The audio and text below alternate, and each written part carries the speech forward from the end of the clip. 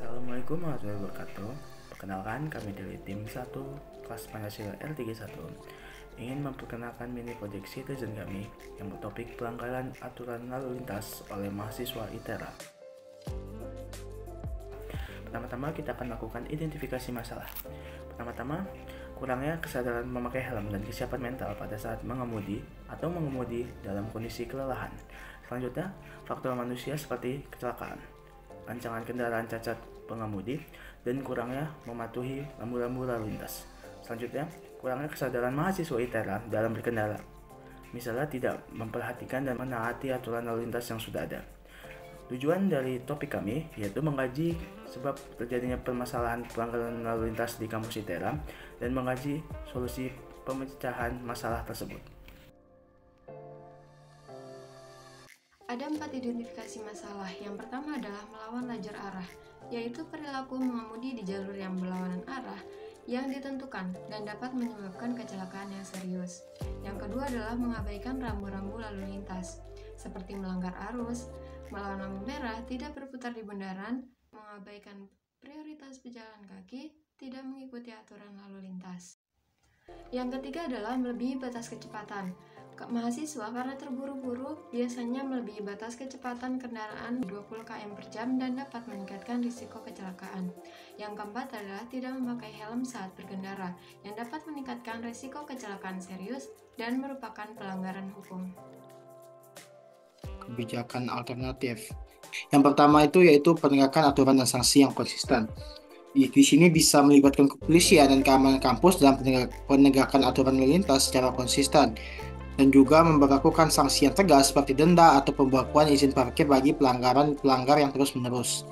Yang kedua, peningkatan fasilitas parkir, yaitu dengan menambah jumlah dan meningkatkan kualitas fasilitas parkir yang ada di sekitar kampus. Yang kedua, menyediakan area parkir yang jelas dan mudah diakses untuk mengurangi pelanggaran parkir sembarangan. Yang ketiga, ada penguatan patroli keamanan, meningkatkan keberadaan patroli keamanan di area-area kritis yang sering terjadi pelanggaran. Dan yang kedua, menempatkan petugas keamanan yang terlatih untuk memberikan teguran langsung kepada pelanggar. Yang terakhir yaitu ada bekerja sama dengan pihak eksternal, yaitu berkoordinasi dengan pihak kepolisian, instansi pemerintah terkait, dan organisasi keselamatan lalu lintas untuk mendukung implementasi kebijakan. Yang kedua, menyelenggarakan pertemuan rutin untuk membahas perkembangan dan solusi bersama.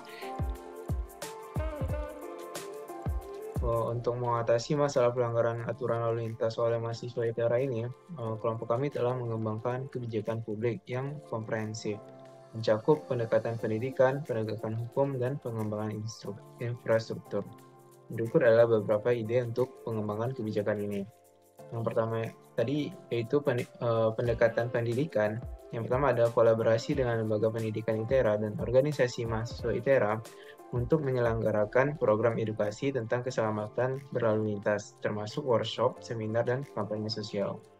Yang kedua ada kampanye, memanfaatkan berbagai platform media seperti media sosial, poster, dan selebaran untuk meningkatkan kesadaran mahasiswa tentang konsekuensi melanggar hukum lalu lintas. Yang kedua ada sistem penghargaan dan sanksi hukum. Di sini kebijakan yang pertama yaitu menerapkan sistem penghargaan bagi mahasiswa yang mematuhi aturan lalu lintas, seperti memberikan insentif atau pengakuan untuk praktik berkendara yang aman. Ini dapat mendorong perilaku yang bertanggung jawab dan mengurangi perilaku yang sembrono. Kebijakan yang kedua ada tindakan disiplin, dengan cara memperkuat langkah-langkah disiplin internal ITERA dengan memperlakukan tindakan disiplin terhadap mahasiswa yang melanggar lalu lintas. Ini mencakup denda, penangguhan, ataupun bentuk hukuman lainnya. Yang ketiga yaitu pendekatan dengan pengembangan infrastruktur. Kebijakan yang pertama yaitu mendorong pengembangan fasilitas transportasi berkelanjutan seperti jalur sepeda, jalur pejalan kaki, serta peningkatan rambu dan lintas pejalan kaki. Perubahan ini akan mempromosikan mobilitas non-motoris dan mengurangi kemungkinan terjadinya kecelakaan. Yang kebijakan kedua yaitu kemajuan dengan memanfaatkan kemajuan teknologi, seperti sistem pemantauan cerdas, pemantauan lalu lintas real-time untuk mendeteksi dan menanggapi pelanggaran lalu lintas dengan lebih efisien, serta meningkatkan pemantauan lalu lintas di sekitar kampus, terutama di area yang rentan terhadap pelanggaran. untuk meminimalisir pelanggaran lalu lintas di kampus oleh mahasiswa, maka terdapat langkah-langkah yang harus diterapkan.